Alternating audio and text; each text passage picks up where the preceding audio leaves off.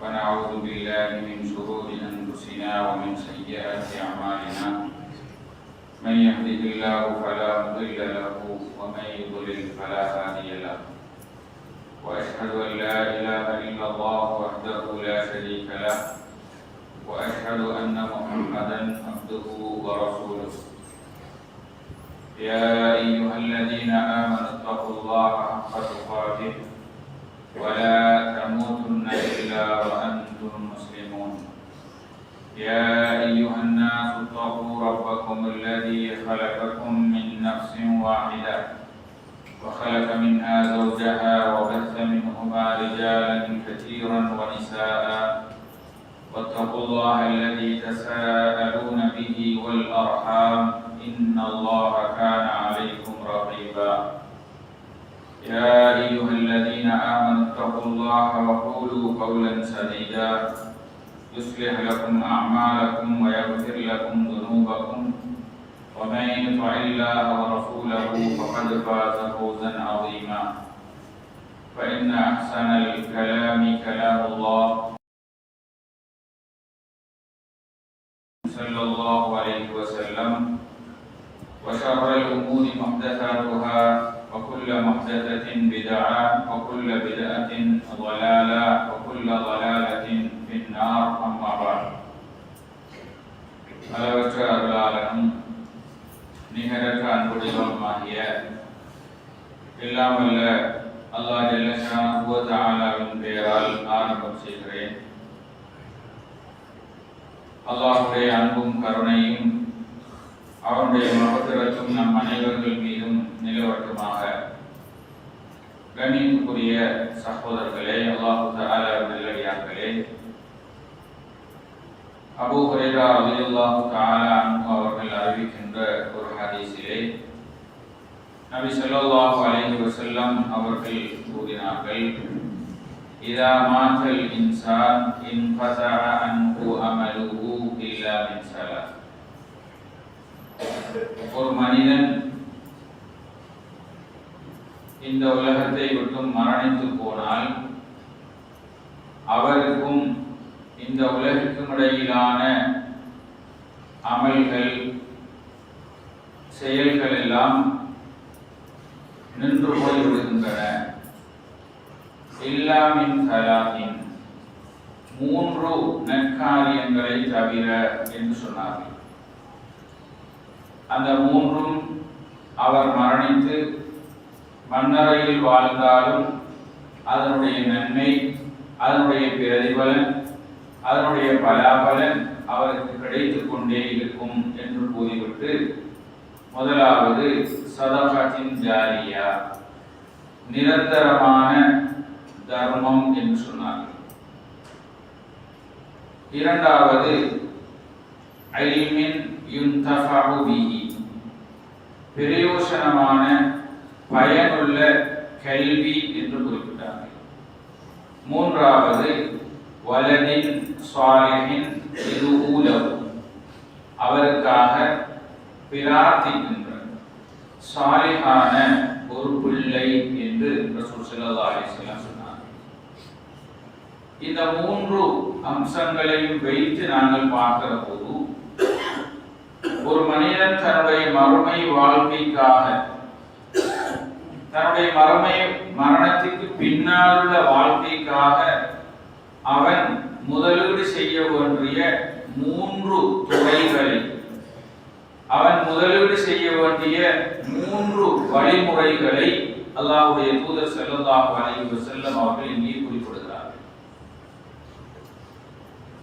சதகா ஜாரியா என்கின்ற நிரந்தரமான தர்மம், அவர் இந்த உலகில் மக்களுக்கு பயனளிக்கின்ற விதத்தில் ஏதாவது ஒரு வக்ஃபை செய்துவிட்டு மரணித்தால் அந்த வக்ஃபினுடைய நன்மை இவருடைய மரணத்திற்கு பிறகும் அவருடைய கபருக்கு கிடைத்துக் கொண்டே இருக்கும். அது ஒன்றில் ஒரு பள்ளிவாயலை நிர்மாணிப்பது, ஏதாவது கல்வியை போட்டுகின்ற கலாசாலைகளை, கல்வி நிலையங்களை உருவாக்குவது, தண்ணீருக்காக கஷ்டப்படுகின்ற மக்களுக்காக அதை பெறுவதற்கான ஏற்பாட்டை செய்து கொடுப்பது, அது இருக்கும் வரைக்கும், அதனால் மக்கள் பயனடையும் வரைக்கும் அது சதகா ஜாரியாவாக இவருடைய மன்னரைக்கு நன்மைகளை சேர்ப்பித்துக் கொண்டே இருக்கும். இரண்டாவது அம்சம் இல்மின் யுன்தஃபா பிஹி, பிரயோஜனமான கல்வி என்று சொன்னார். பயனற்ற கல்வியை விட பயனுள்ள கல்வி, அந்த கல்வி மற்றவர்களுக்கு போதிப்பதன் மூலம் தன்னுடைய அறிவை மற்றவர்களுக்கு வழங்குவதன் ஊடாக யாரெல்லாம் பயனடைகிறார்களோ, அந்த இல்மை கொண்டு யாரெல்லாம் அமல் செய்கிறார்களோ, அதன் மூலமாக அவர்கள் செய்கிற நன்மைக்கு அவர்களுக்கு கூலி கிடைப்பது போல அதை போதித்த, அதை கற்பித்தவருக்கும் அவர் மரணித்து போனாலும் அவருடைய மன்னரைக்கு அந்த நன்மைகள் கிடைத்துக் கொண்டே இருக்கும் என்று சொன்னார். மூன்றாவது தான் வலதின் சாலிஹின் யதுஉ லஹு, தனக்காக பிரார்த்திக்கின்ற, தனக்காக அல்லாஹ்விடம் துஆ செய்கின்ற சாலிஹான பிள்ளை என்று நபிகளார் சொன்னார். இங்கு ரசூலுல்லாஹி அலைஹி வஸல்லம் அவர்கள் சாலிஹான பிள்ளையை உருவாக்கி விட்டு போவது, அந்த பிள்ளை தன்னுடைய மரணத்துக்கு பிறகு எப்படி தனக்கு பிரயோஜனமுள்ள ஒரு பிள்ளையாக இருக்கும் என்பதை மிக அழகாக சொல்கிறார். ரசூல் ஸல்லல்லாஹு அலைஹி வஸல்லம் அவர்கள் சொன்னார்கள், மறுமையில் சில மனிதர்களுக்கு அவர்கள் இருக்கின்ற தரஜாக்கள், அந்தஸ்துக்கள் உயர்த்தப்படும். அப்போது அந்த மனிதர்கள் கேட்பார்கள், யா அல்லாஹ், நாங்கள் எந்தவித அமல்களையும் அதிகமாக செய்யாத போது எங்களுடைய அந்தஸ்துக்கள் எப்படி உயர்த்தப்படுகின்றன? அப்போதுதான் அவர்களுக்கு பிஸ்திக்ஃபாரி வலதிக லக, உங்களுடைய பிள்ளை உங்களுக்காக செய்த இஸ்திக்ஃபாரின் மூலமாக, உங்களுடைய பிள்ளை உங்களுடைய பாவங்கள் மன்னிக்கப்பட வேண்டும் என்று அல்லாஹ்விடம் பிரார்த்தித்ததன் விளைவாக உங்களுடைய அந்தஸ்துக்கள் உயர்த்தப்படும் என்று ஸல்லல்லாஹு அலைஹி வஸல்லம் அவர்கள் சொல்லி காட்டினார். எனவே இங்குதான் ஒரு பிள்ளை என்பதும் எங்களுடைய மறுமை வாழ்க்கைக்காக நாங்கள் முதலீடு செய்ய வேண்டிய ஒரு சொத்து என்பதை இந்த ஹதீஸ் எங்களுக்கு சொல்கிறது. எனவே ஒருவனே அது உலகியல் தேவைகளுக்காக மாத்திரம் உருவாக்கப்படுபவர்களாக அந்த பிள்ளைகள் இருக்க மாட்டார்கள். ரசூல் ஸல்லல்லாஹு அலைஹி வஸல்லம் அவர்களுடைய காலத்திலே உமைர் பின் சஅத் என்ற ஒரு சிறுவர் இருந்தார். அவருடைய தந்தை இவர் சிறுவராக இருக்கிற போதே மரணித்து போனதன் விளைவு அவர் அனாதையாக ஆக்கப்பட்டார். பொருளாதார ரீதியாக பெரிய அளவு வசதி வாய்ப்புள்ளவராக அவர் இருக்கவில்லை. தன்னுடைய தாயோடு மிக எளிமையாக ஒரு ஏழ்மையான நிலையில் வாழ்ந்த சந்தர்ப்பத்திலே அவருடைய தாயை ஜுலாஸ் இப்னு சுவைத் என்கின்ற ஒரு பெரும் அன்சாரிகளை சேர்ந்த செல்வந்தர், அவரை மதீனாவை சேர்ந்தவர் திருமணம் செய்கிறார். தன்னுடைய தாய் அந்த ஜுலாஸ் என்பவரை திருமணம் செய்வதன் மூலம் இவர்களுக்கு இருந்த குடும்ப ரீதியான வறுமை இல்லாது போய் மிக செல்வ செழிப்பான ஒரு சூழலிலே அந்த சிறுவர் வளர்க்கப்பட்டார். தன்னுடைய தந்தை இல்லாத குறை தெரியாத அளவுக்கு தாயை திருமணம் செய்தவரும் இவரை மிக அன்போடு இரக்கத்தோடு எல்லா வகையான வசதி வாய்ப்புகளையும் கொடுத்து அவரை பராமரித்தார். அதன் விளைவாக உமைர் தன்னுடைய தாயின் கணவரை மிக பெரிய அளவில் நேசித்தார். அவரை பற்றிய மரியாதையும் கண்ணியமும் இவருடைய உள்ளத்தில் நிறைந்து போயிருந்தது. ஒரு முறை ரசூல் ஸல்லல்லாஹு அலைஹி வஸல்லம் அவர்கள் சஹாபாக்களை பார்த்து தபூக் யுத்தத்திற்காக சஹாபாக்கள் எல்லோரையும் தயாராகுமாறு சொன்னார். சஹாபாக்களும் தங்களிடம் இருந்த சொத்து செல்வங்களை எல்லாம் கொண்டு வந்து அந்த யுத்தத்திற்கு தயாராகுவதற்குரிய ஏற்பாடுகளுக்கு உதவி செய்தார்கள். அந்த யுத்தம் நடைபெற இருந்த காலம் கடும் உஷ்ணமான காலம். பெரிய அளவு பொருளாதார ரீதியாக வசதிகள் இல்லாத போதும் சஹாபாக்கள் எல்லோரும் அல்லாஹ்வுடைய தூதருடைய அந்த அழைப்பை ஏற்று தம்மிடம் இருந்த சொத்துக்களை எல்லாம் அள்ளி கொண்டு வந்து பள்ளி வாயிலில் குவித்தார். உமைர் என்ற அந்த சிறுவர் இவை எல்லாவற்றையும் தன்னுடைய கண்களால் கண்டபோது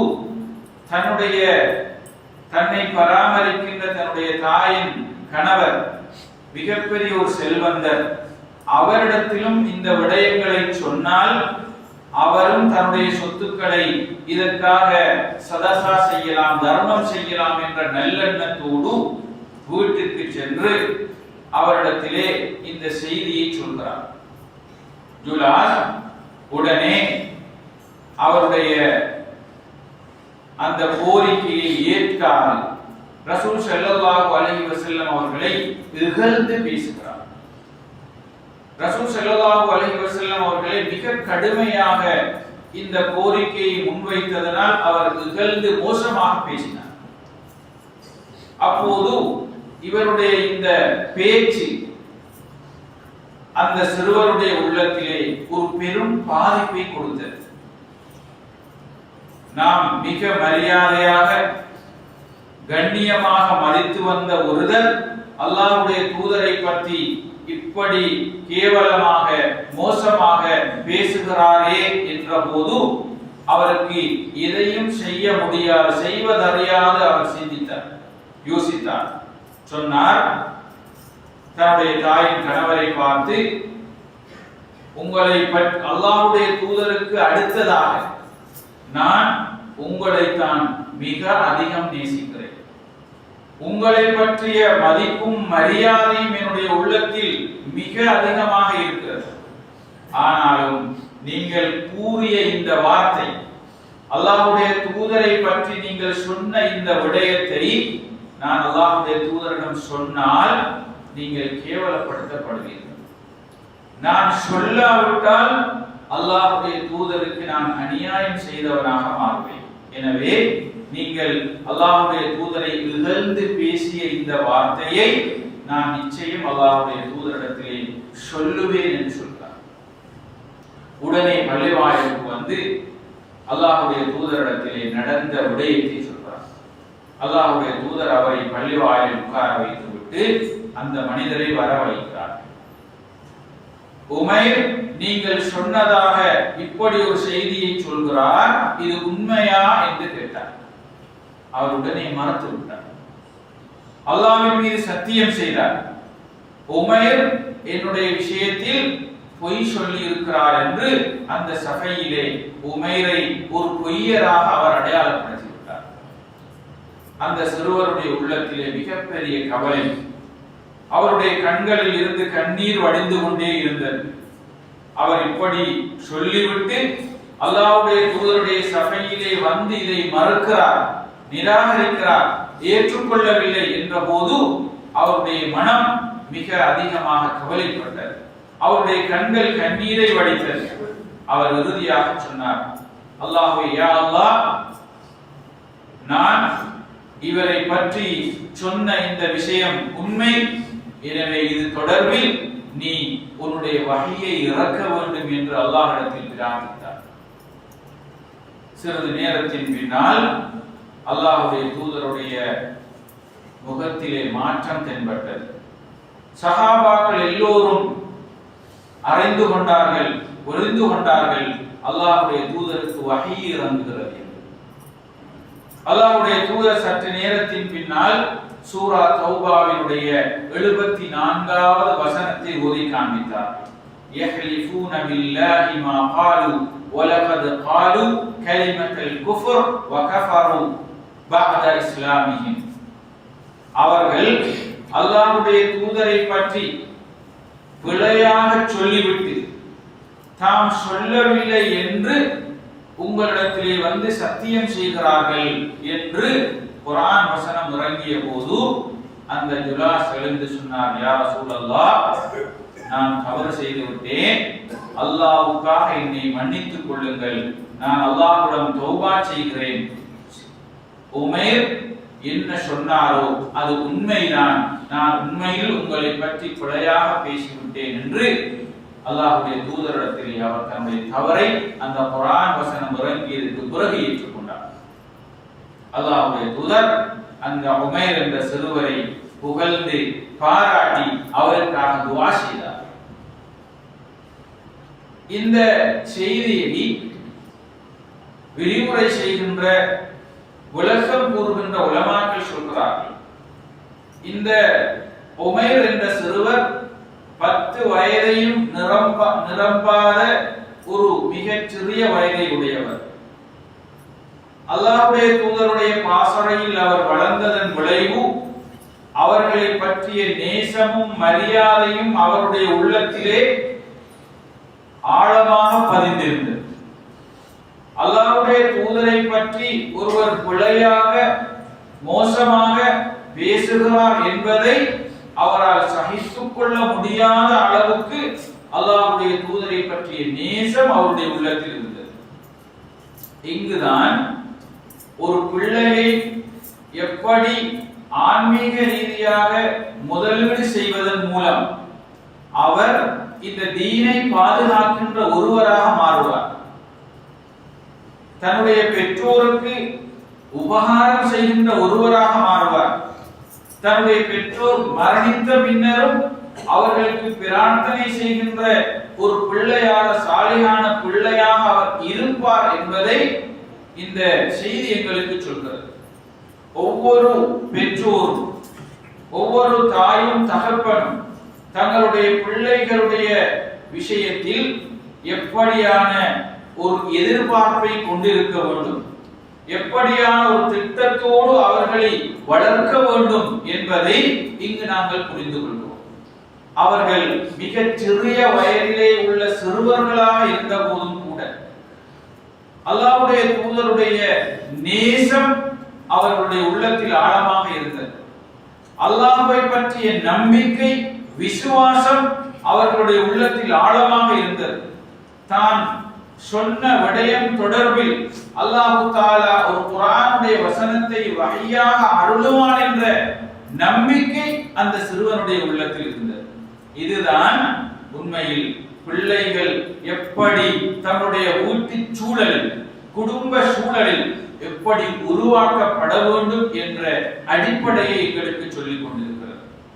அப்துல் ரஹ்மான் இப்னு அவுஃப் ரலியல்லாஹு தஆலா அன்ஹு அவர்கள் சொல்றார், பத்ர் யுத்தம் நடைபெற்ற போது அந்த யுத்த களத்திலே நாங்கள் போராடி கொண்டிருக்கின்ற சந்தர்ப்பத்திலே 2 சிறுவர்கள் என்னுடைய வலது பக்கமாகவும் இடது பக்கமாகவும் நின்று கொண்டு அவர்கள் யாரோ ஒருவரை அந்த எதிரிகளின் தரப்பிலே தேடுவதை நான் அவதானித்தேன். அவர்களில் ஒருவர் என்னுடைய காதுக்குள்ளே என்னை அழைத்து என்னுடைய காதுக்குள்ளே இதோ இருக்கின்ற இஸ்லாத்தின் எதிரிகளில், விரோதிகளில் யார் அபூ ஜஹல் என்று கேட்டார்.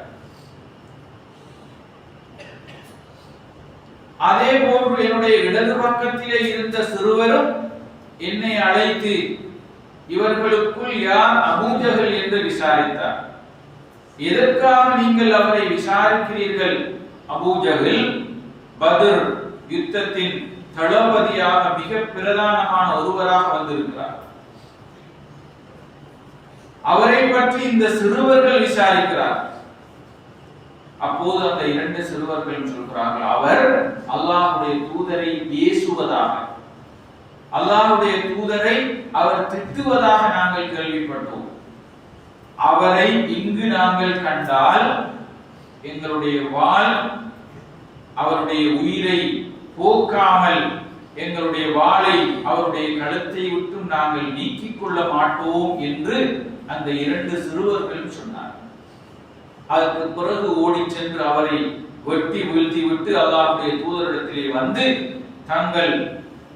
தாங்களில் யார் முதலாவது அவரை வெட்டியது என்பதில் அவர்கள் தங்களுக்கிடையிலே முரண்பட்டுக் கொண்ட போது அல்லாஹ்வுடைய தூதர் அந்த 2 பேரையும் சமாதானப்படுத்தும் விதமாக நீங்கள் 2 பேருமே அவரை வெட்டி வீழ்த்தினீர்கள் என்று அவர்களை பாராட்டினார்.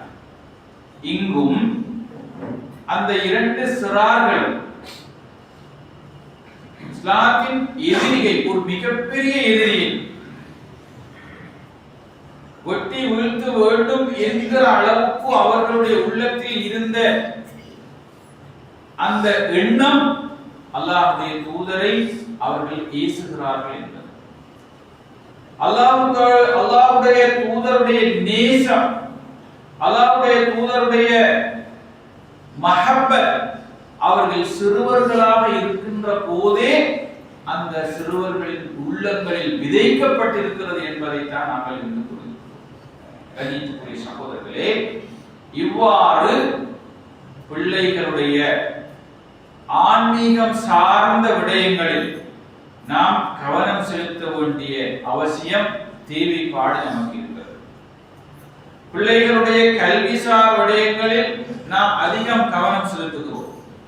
அவர்களுடைய பாடசாலை கல்வியும் சரி, இதர மாலை நேர வகுப்புகளுக்கு அவர்களை அனுப்பி ஏனைய மேலதிகமான கற்பதற்கான வசதிகளை நாங்கள் ஏற்பாடு செய்து கொடுப்பது என்பதோடு பல வகைகளும் எல்லா வகையான வழிவகைகளையும் உருவாக்கி கொடுப்பதன் மூலமாக கல்விசார் விடயங்களில் அவர்கள் முன்னேறுவதற்குரிய ஏற்பாட்டை நாம் செய்து கொடுக்கிறோம்.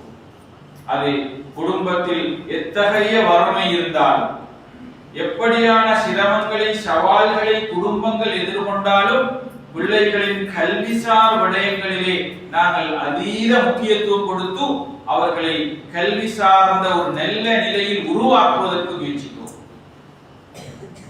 அதேவேளை ஆன்மீகம் சார்ந்த விடயங்களையும் அவர்களுக்கு அந்த சிறு வயதிலே, இள வயதிலே நாங்கள் விதைக்கின்ற போதுதான் அவர்களுக்கும் இந்த தீனுக்கும் இடையிலான ஒரு பற்றுறுதி என்பது வலுவாக இருக்கும். எந்த சந்தர்ப்பங்களிலும் அவர்கள் இந்த தீனை விட்டுக் கொடுக்காது, இந்த தீனை புறந்தல்லாது, இந்த தீனுடைய விஷயங்களுக்கு முக்கியத்துவம் கொடுத்து வளர்க்கின்ற பிள்ளைகளாக இருப்பதற்குரிய சரியான பயிற்சியை அவர்களுக்கு கொடுக்க வேண்டிய ஒரு இரண்டாவது ஒரு பெரும் பொறுப்பு நமக்கு இருக்கிறது. அதற்கான சில நடைமுறை உதாரணங்களை தான் நாங்கள் இப்போது பார்க்க போகிறோம். சூரா லுக்மானிலே அல்லாஹ் தஆலா லுக்மான் என்ற ஒரு மிகப்பெரிய ஞானியை, ஒரு பேரறிஞரை, அவர் தன்னுடைய மகனுக்கு செய்த உபதேசத்தை அல்லாஹ் தஆலா முன் உதாரணமாக அந்த சூறாவிலே சொல்லி காட்டுகிறார். நாங்கள் அதிகம் பேசுகின்ற, அறிந்திருக்கின்ற அவருடைய உபதேசங்களின் பின்னால் மறைந்திருக்கின்ற அடிப்படை அம்சங்கள் என்ன என்பதை நாங்கள் அடிக்கடி பேச வேண்டிய தேவை இருக்கிறது. தன்னுடைய மகனுக்கு தந்தை என்ற வகையில் அவர் வழங்கிய உபதேசம், தந்தை என்ற வகையில் அவர் போதித்த விடயங்கள், தந்தை என்ற ரீதியில் மகனோடு அவர் பரிமாறிக்கொண்ட விஷயங்கள் என்ன என்பதை அந்த சூறாவிலே அல்லாஹ் தஆலா மிக சுருக்கமாக சொல்கிறார். முதலாவது, அல்லாஹ்வை பற்றிய ஆழமான விசுவாசத்தை தன்னுடைய பிள்ளைக்கு அவர் ஊட்டுகிறார். அல்லாஹ்வை பற்றிய ஆழமான விசுவாசத்தை கொடுக்கிறார். ஒரு பிள்ளையின் உள்ளத்தில் அல்லாஹ்வை பற்றிய ஆழமான விசுவாசம் சரியாகவும் தெளிவாகவும் புரிய வைக்கப்படுகிற போது அந்த பிள்ளை எந்த சந்தர்ப்பத்திலும், கண் காணாத இடங்களிலும், எங்களுடைய பார்வைக்கு அப்பாற்பட்ட இடங்களில் இருந்தாலும் அவனுக்கு மாறு செய்வதற்கு துணிவு பெறாத அளவுக்கு அந்த ஈமான் அவர்களில் செயல்படுகின்ற ஒரு பெரும் காரணியாக இருக்கும். தன்னுடைய பிள்ளைக்கு அல்லாஹ்வை பற்றிய தெளிவை, அல்லாஹ்வுடைய ஆற்றலை, அல்லாஹ்வுடைய வல்லமையை எப்படி லுக்மான் என்ற அந்த பேரறிஞர் முன்வைக்கிறார் என்றால், யா புனைய இன்னஹா இன் தகு மிஸ்கால ஹப்பத்தின் மின் ஹர்தலின் ஃபதகுன் ஃபீ ஸஹ்ரத்தின் அவ் ஃபிஸ் ஸமாவாதி வல் அர்த் யத்தி பிஹல்லாஹ். மகனே, வானத்திலோ அல்லது பூமியிலோ, பூமியில் எங்காவது ஒரு பெரும் பாறாங்கல்லின் கீழோ மறைந்திருந்து நீ ஒரு நன்மையை அல்லது தீமையை செய்கின்ற போதும் அல்லாஹ் மறுமையில் அதை கொண்டு வருவான் என்று தன்னுடைய பிள்ளைக்கு போதிக்கிறார். இன் தகு மிஸ்கால ஹப்பத்தின் மின் ஹர்தல், மிகச்சிறிய அளவு, மிகச்சிறிய ஒரு நன்மையோ அல்லது தீமையோ, ஃபதகுன் ஃபி ஸஹ்ரத்தின், நீ ஒரு பாறைக்கு கீழால் மறைந்திருந்து, அவ் ஃபிஸ் ஸமாவாதி வல் அர்த், வானங்கள் பூமியில் எங்கிருந்து நீ செய்தாலும் யக்திபிஹல்லாஹ். இந்த ஆழமான விசுவாசம் ஒரு பிள்ளையின் உள்ளத்தில் இருந்தால் அந்த பிள்ளை எந்த நிலையிலும் அல்லாஹ்வை விசுவாசித்து, அல்லாஹ்வுடைய பார்வை, அல்லாஹ்வுடைய ஆற்றல், அவன் தன்னை அவதானித்துக் கொண்டிருக்கிறான் என்கின்ற அந்த முராகபாவோடு அந்த பிள்ளை வாழுகிற ஒரு பிள்ளையாக இருக்கும். தவறு செய்வதற்குரிய வாய்ப்பு கிடைத்தால், சந்தர்ப்பம் கிடைத்தால் அந்த பிள்ளையை சட்டங்களின் ஊடாக தடுப்பதை விட நம்பிக்கையின் ஊடாக அந்த பிள்ளை அதிலிருந்து விலகிக் கொள்கிற ஈமானிய பக்குவத்தை அது பெற்றது. எனவே அவர் பிள்ளைக்கு மிக அடிப்படையாக போதித்த ஒரு அம்சத்தை குர்ஆன் அங்கே சொல்கிற போது அல்லாஹ்வை பற்றிய நம்பிக்கையை போதிக்கிறார். இரண்டாவது, இபாதத்துகளை நிறைவேற்ற வேண்டும் என்பதில் தன்னுடைய பிள்ளைக்கு சொல்கிறார். யா புனைய அகிமிஸ் ஸலாத், மகனே நீ தொழுகையை நிறைவேற்று என்று சொல்றார். ஈமானுக்கு அடுத்தபடியாக அந்த பிள்ளை நிறைவேற்ற வேண்டிய மிக அடிப்படையான கடமையாகிய தொழுகையின் அவசியத்தை, முக்கியத்துவத்தை, அதை விடுவதனுடைய பாரதூரத்தை தன்னுடைய பிள்ளைக்கு அவர் இப்படி போதிக்கிறார் என்பதை மிக அழகாக குர்ஆன் இங்கே சொல்லி காட்டுகிறது. எனவே கண்ணியத்துக்குரிய சகோதரர்களே, அல்லாஹ் தஆலாவின் நல்லடியார்களே, பிள்ளைகள் என்போர் எங்களிடம் தரப்பட்டிருக்கக்கூடிய ஒரு சொத்தாக, வளமாக நாங்கள் பார்க்க வேண்டியிருக்கிறது. அவர்கள் எங்களுடைய தலைகளின் மீது சுமத்தப்பட்டிருக்கின்ற பாரங்கள் அல்ல. அவற்றை நாம் ஒரு பாரமாக பார்க்காது அதை ஒரு சொத்தாக பார்க்கிற போது அதை எப்படி பயனுள்ள இலாபமீட்டுகிற வழியில் முதலீடு செய்யலாம் என்று நாங்கள் ஒரு சொத்தை பற்றி யோசிப்போமோ அது போன்றுதான் பிள்ளைகள் என்போரும் எங்களுடைய மறுமை வாழ்க்கைக்கு நாம் முதலீடு செய்கின்ற அல்லாஹ் நமக்கு வழங்கி இருக்கிற ஒரு பெரும் சொத்து என்ற பார்வை நமக்கு கண்டிப்பாக இருக்கிறது. அப்படி இருந்தால் நான் ஆரம்பத்தில் சொன்ன அந்த ஹதீஸை போல வலதின் சாலிஹின் யதுலஹு, தனக்காக பிரார்த்திக்கின்ற ஒரு சாலிஹான பிள்ளை, அந்த பிள்ளையை அவர் இந்த உலகத்தில் உருவாக்கி விட்டு போனால் அவருடைய கபரில் அவர் நிம்மதியாக உறங்குவதற்குரிய காரணியாக அந்த பிள்ளை இந்த உலகத்தில் இருக்கும். வேதனையில் தண்டனையில் இருந்து பாதுகாக்கின்ற ஒரு காரணியாக அந்த பிள்ளை இந்த உலகத்தில் இருக்கும். அது ஒன்றில் பிரார்த்தனைகளின் ஊடாக மாத்திரம் தன்னுடைய பெற்றோரை பாதுகாக்காது. அல்லாஹ் சில போது அதற்கு செல்வத்தை கொடுத்திருந்தால் அந்த செல்வங்களை தன்னுடைய பெற்றோரின் பெயரில் செலவு செய்வதன் ஊடாகவும் அவர்களுக்கு நன்மையை பெற்றுக் கொடுக்கும். பெற்றோரின் ஊடாக கிடைத்த நல்ல கல்வியை சமூகத்திற்கு வழங்குவதன் ஊடாகவும் அது தன்னுடைய பெற்றோருக்கு நன்மைகளை சேர்க்கும். தனக்கு அல்லாஹ் வழங்கி இருக்கின்ற வளங்களை, வாய்ப்புகள் எல்லாவற்றின் ஊடாகவும் பெற்றோருக்கு உபகாரம் செய்கிற ஒரு பிள்ளையாக அது இருக்கும். எனவே பிள்ளைகள் என்போர் அவர்கள் நமக்கு அல்லாஹ்வினால் வழங்கப்பட்டிருக்கிற சொத்துக்கள், செல்வங்கள் என்பதை ஒவ்வொரு பெற்றோரும் உணர்கிற போது அவர்களை எப்படியான வழியில் நான் முதலீடு செய்துவிட்டு போனால் அவை எனக்கு பிரயோசனம் உள்ளதாக இருக்கும் என்பது குறித்து நாம் சிந்திக்க வேண்டியிருக்கிறது.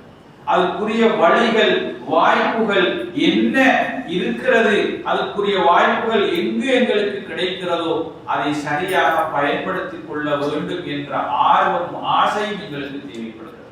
எனவே அன்புக்குரிய சகோதரர்களே, அல்லாஹ் தஆலா நல்லடியார்களே, அப்படியான முதலீடுகளாக எங்களுடைய பிள்ளைகளை சரியாக பயன்படுத்திக் கொள்கிற பெற்றோராக அல்லாஹ் தஆலா எங்கள் அனைவரையும் கபூல் செய்து கொள்வானாக. வஆஹிரு தஅவானா அல்ஹம்துலில்லாஹி ரப்பில் ஆலமீன்.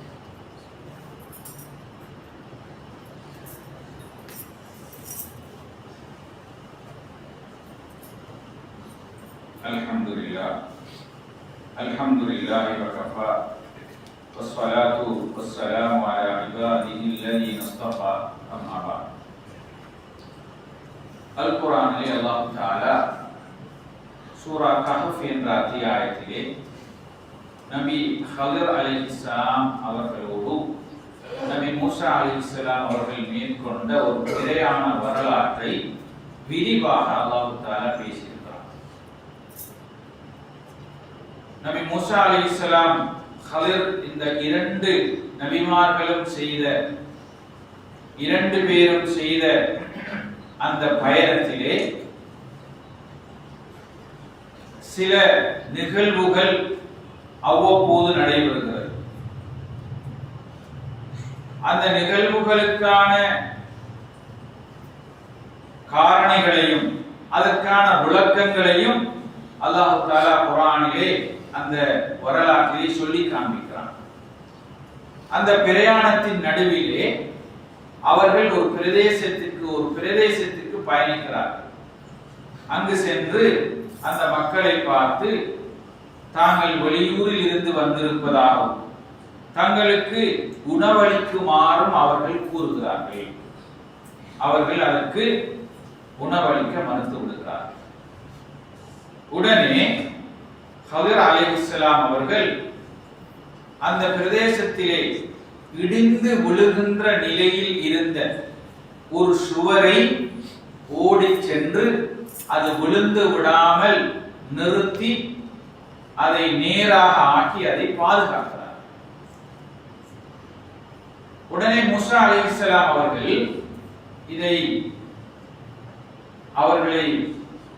இந்த செயலை அவர்கள் விமர்சித்து, நாம் இந்த ஊருக்கு வந்து அவர்களிடம் உதவி கேட்டு அதற்கு அவர்கள் எந்தவித உதவியையும் செய்யாது இருந்த போதும் நீங்கள் தானாக இப்படி ஒன்றை செய்கிறீர்களே என்று அவருடைய செயலை அவர்கள் இப்படியான கோணத்திலே அணுகி சொன்னார். உடனே ஹிதர் அலைஹிஸ்ஸலாம் அவர்கள் நபி மூசா அலைஹிஸ்ஸலாம் அவர்களை பார்த்து, தான் ஏன் இப்படி நடந்து கொண்டேன், அந்த சுவர் ஏன் இடிந்து விழாமல் பாதுகாத்தேன் என்பதை சொன்னார்.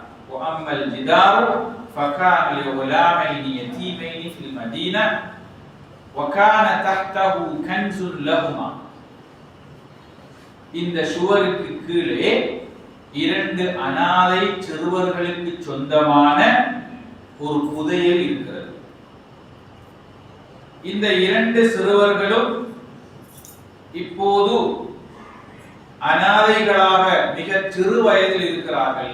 அவர்கள் வயதுக்கு வருகிற போது, வளர்ந்து பெரியவர்களாகிற போது அவ்விருவருக்கும் அதை கிடைக்க வேண்டும் என்பதற்காக அல்லாஹ் தஆலா அதை பாதுகாத்து வைத்திருக்கிறார்.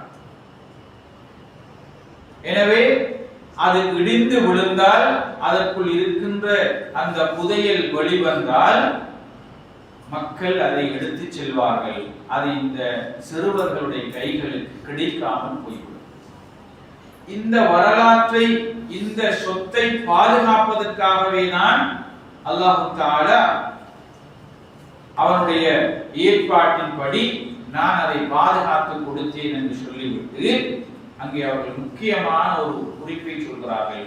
வகான அபூஹுமா சாலிஹா. அந்த இரண்டு பிள்ளைகளின் தந்தை ஒரு சாலிஹான மனிதராக வாழ்ந்தார் என்று சொல்றார். அந்த பிள்ளைகளுடைய பெற்றோர் சாலிஹான மனிதராக வாழ்ந்ததன் விளைவும் இவர்கள் சிறுவர்களாக இருக்கிற போதே மரணித்து போய்விட்டார். அவருடைய சொத்து செல்வங்கள் வீணாகி போய்விடக் கூடாது. இவர்கள் அனாதைகள் என்பதனால் பிறரிடம் கை நீட்டுகிற அளவுக்கும் வந்துவிடக் கூடாது. எனவே அதை பாதுகாத்து கொடுக்கின்ற ஒரு பெரும் பொறுப்பை அல்லாஹ் தஆலா இங்கே ஏற்படுத்திக் கொள்கிறார். ஏன்? அவர்கள் இருவருடைய தந்தையும் ஒரு சாலிஹான மனிதராக இருந்தார். எனவே பெற்றோர் தாங்கள் சாலிஹான மனிதராக இருக்கிற போது, சாலிஹான மனிதர்களாக உலகத்தில் வாழ்கிற போதும் தாம் சேர்க்கின்ற பிள்ளைகளுக்கான சொத்துக்களையும் வீண் போகாமல் அல்லாஹ் தஆலா பாதுகாப்பார். அவர்களுடைய பிள்ளைகளும் வீண் போகாமல் அல்லாஹ் தஆலா பாதுகாப்பார். அதனால் தான் ரசூல் ஸல்லல்லாஹு அலைஹி வஸல்லம் சொன்னார்கள், நிஅமல் மாலு ஸாலிஹ் லிர்ரஜுலி ஸாலிஹ். சாலிஹான மனிதரிடத்தில் இருக்கின்ற சாலிஹான பொருளாதாரம் சிறந்தது என்று சொன்னார். சாலிஹான மனிதர்களை பற்றி நாம் கேள்விப்பட்டிருக்கிறோம். சாலிஹான பொருளாதாரம் என்று அல்லாஹ் சொல்றார். சாலிஹான பொருளாதாரம் சாலிஹான மனிதரிடத்தில் இருக்கின்ற போது சிறந்தது. எனவே சாலிஹான பொருளாதாரம் என்பது அது பிறருக்கு பயனளிக்கின்ற வகையில் ஹலாலான வழியில் திரட்டப்படுகின்ற செல்வமாக இருக்கிற போது அதை பாதுகாக்கப்படுகின்ற செல்வமாகவும் இருக்கும். முறையாக உரியவர்களுடைய கைகளுக்கு பயனுள்ள வகையில் சென்றடைகின்ற செல்வங்களாகவும். இங்குதான் தஃசீருடைய ஆசிரியர்கள் சொல்கிற போது அந்த இரண்டு சிறுவர்களுடைய தந்தை சாலிஹானவராக என்று சொல்கிற நேரம் அவர்கள் நேரடியாக அந்த பிள்ளையின் தந்தை ஒரு சாலிஹான மனிதர் என்பதை விட அவர்களுடைய பரம்பரையில் அந்த தந்தையின் அவருடைய பாட்டனார்களில் ஒருவர்தான் ஒரு சாலிஹான மனிதராக இருந்திருக்கிறார் என்ற வரலாற்றை பதிவு செய்கிறார். அல்லாஹ் தஆலா பல தலைமுறையினருக்கும் அதை பாதுகாத்து கொடுப்பதற்குரிய ஒரு பெரும் ஏற்பாட்டை தான் அங்கே செய்திருக்கிறார். எனவே கண்ணியத்துக்குரிய சகோதரர்களே, இங்குதான் அல்லாஹ் தஆலா எப்படி நல்ல தலைமுறைகளை உருவாக்குவதற்குரிய ஏற்பாட்டை செய்து கொடுக்கிறான் என்பதை நாங்கள் புரிந்து கொள்கிறோம். எனவே குர்ஆன் இந்த பிள்ளைகளை பற்றி பேசுகிற சந்தர்ப்பங்களில் எல்லாம் அவர்களை பல பண்புகளை கொண்டு அடையாளப்படுத்தி பேசியிருக்கிறது. சில சந்தர்ப்பங்களிலே பிள்ளைகளை ஒரு அன்பளிப்பாக குர்ஆன் சொல்கிறது. இன்னும் சில சந்தர்ப்பங்களிலே அவர்களை ஜீனத், வாழ்க்கையின் அழகாக அலங்காரமாக பேசியிருக்கிறது. இன்னும் சில சந்தர்ப்பங்களில் அவர்களை ஃபித்னாக்கள், சோதனைகளாகவும் அடையாளப்படுத்தி சில வேளைகளில் அவர்களை பகைவர்களாகவும் அடையாளப்படுத்துகிறது. உண்மையில் சில நேரங்களில் பிள்ளைகள் என்போர் சோதனைகளாக, பெற்றோருக்கு பகைவர்களாகவும் மாறி போகிற சூழல்கள் உருவாகும். ஆனால் அவர்கள் எப்படி அன்பளிப்பாக வழங்கப்பட்டிருக்கிறார்களோ, எப்படி எங்களுடைய வாழ்க்கையில் மகிழ்ச்சிக்கும் சந்தோஷத்திற்கும் காரணமாக இருக்கிறார்களோ, அது போன்று அவர்கள் எங்களுடைய வாழ்க்கைக்கு பிறகும் நமக்கு நன்மையை சேர்ப்பிக்கின்றவர்களாக மாற வேண்டும். அதற்குரிய வழிவகைகள் குறித்து நாங்கள் சிந்திக்க வேண்டியிருக்கிறது. குறிப்பாக ஜாமிஅத் தௌஹீத் பள்ளிவாயலின் கீழே சிறார்களுக்கான பகுதி நேர அல் குர்ஆன் வகுப்புகளை ஆரம்பிப்பதற்குரிய ஏற்பாடு செய்யப்பட்டு அல்ஹம்துலில்லாஹ் ஜாமிஅத் தௌஹீத் பள்ளிவாயலிலே ஆண்கள் பெண்களுக்கான பகுதி நேர அல் குர்ஆன் வகுப்புகள், பகுதி நேர அல் குர்ஆன் மனன வகுப்புகள் சிறப்பாக நடந்தது. அதை இங்கே ஈமான் பள்ளிவாயலில் செய்வதற்குரிய ஏற்பாட்டை செய்து நிர்வாகம் இப்போது அதற்குரிய விண்ணப்பங்களில் கூடியிருக்கிறது. எனவே எங்களுடைய பிள்ளைகளையும் குர்ஆனோடு தொடர்புள்ள பிள்ளைகளாக மாற்றுவதற்குரிய ஒரு சிறந்த சந்தர்ப்பமாகவும் வாய்ப்பாகவும் அதை நாங்கள் பார்க்க வேண்டியிருக்கிறது. அது வெறுமனே குர்ஆனை மனனம் செய்வதோடு மாத்திரம் முடிந்து போவதல்ல. அவர்கள் குர்ஆனோடு தொடர்பாக இருக்கிற நேரம் அவர்களுக்கு அது தொடர்பான பல பயிற்சிகள் தர்பியாக்கள் கிடைக்கிறது. மார்க்க விடயங்களை, தொழுகை, ஏனைய விடயங்களை ஈடுபாட்டோடு செய்வதற்குரிய நல்ல ஆசையும் ஆர்வம் அவர்களிடத்தில் கிடைக்கிறது. ஒரு பள்ளிவாயில் சூழலோடு அவர்கள் தொடர்பு பட்டிருப்பதனால் அவர்களுடைய சிந்தனைகள் கலைக்கப்படாமல், ஏனைய தொடர்புகளுக்குள் அவர்கள் சிக்கிவிடாமல், ஒரு பாதுகாப்பான சூழலில் அவர்களுடைய எதிர்காலத்தை அவர்கள் செப்பனிடுவதற்குரிய ஒரு சிறந்த வாய்ப்பு கிடைக்கும். அதையும் தாண்டி அல் குர்ஆனோடு தொடர்பு பட்டிருக்கிற போது அல்லாஹ் தஆலா அந்த குர்ஆனுடைய மனிதர்களை அல்லாஹ் தஆலா உயர்த்துகிறார். சில போது அவர்களுடைய பலவீனங்களை அல்லாஹ் தஆலா பலமாகவும் மாற்றி கொடுக்கிறார். அது குர்ஆனுக்கு இருக்கின்ற ஒரு பரக்கத், குர்ஆனுக்கு இருக்கின்ற ஒரு பெரும் அருள் என்று நாங்கள் புரிந்து கொள்ளலாம். எனவே கண்ணியத்துக்குரிய சகோதரர்களே, எங்களுடைய பிள்ளைகள் முழு குர்ஆனையும் அவர்கள் மனனம் செய்ய வேண்டிய இயலாது போனால் அன்றாடம் ஓத வேண்டிய சூறாக்கள் அல்லது குர்ஆனின் மிக முக்கியமான சூறாக்களையாவது மனனம் செய்வதற்குரிய வாய்ப்பாக இதை நாங்கள் பயன்படுத்த வேண்டியிருக்கிறது. ஏனென்றால் எங்களுடைய பிள்ளைகள் ஒரு 5ஆம் தரத்தோடு குர்ஆனை ஓதி முடித்து விட்டால் அதற்கு பிறகுள்ள காலங்களில் குர்ஆனை மறக்கின்ற பிள்ளைகளாக மாறுகிறார்.